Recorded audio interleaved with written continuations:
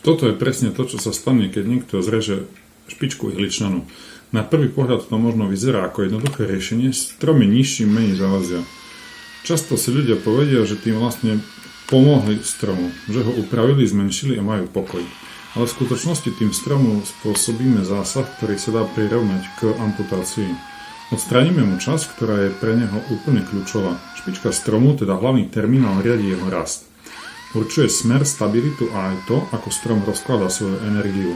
Je to v podstate riadiace centrum rastu. Keď ho odstránime, strom stratí túto hlavnú líniu a začne reagovať. A tá reakcia nebýva ideálna.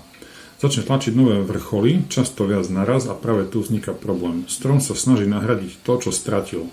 Lenže už to nikdy nebude to isté ako pôvodný terminál.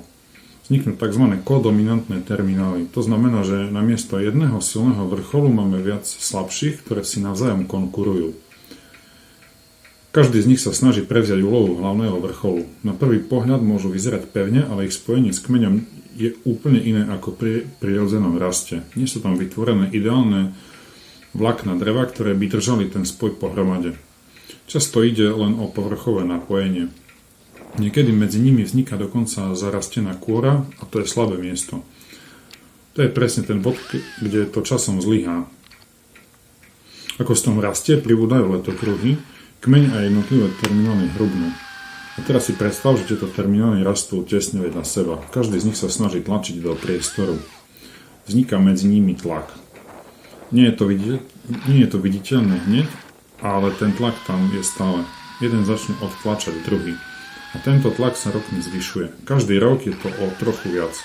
To spojenie, ktoré už bolo na začiatku slabé, sa ešte viac namáha. A skôr či neskôr to nevydrží. Výsledok? Praskliny, deformácie a časom aj zlomenie. Niekedy to príde nečakane, bez varovania, najmä pri vetre, alebo keď napadne ťažký mokrý sneh. Vtedy je už neskoro. Ďalší problém je samotné zdravie stromu. Keď zrežeš špičku ihličnanu, otvoríš veľkú ranu. A ihličnany sa s takými ranami nevyrovnávajú tak dobre ako listnáče. Nemajú takú schopnosť regenerácie.